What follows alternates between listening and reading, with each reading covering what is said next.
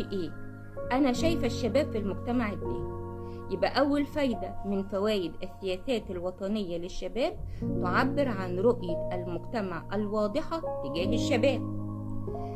تاني نقطة هي بمثابة التزام من المجتمع تجاه الشباب لتحقيق أمانيه أو تحقيق طموحاته.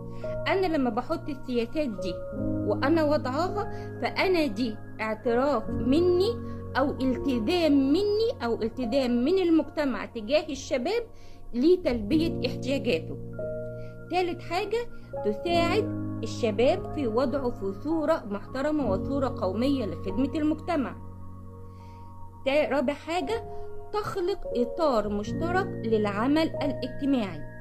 يعني لما أنا بحط سياسات وطنية للشباب، أنا بتكلم عن الشباب في العمل كمجموعة. إذن أنا بخلق في الشباب روح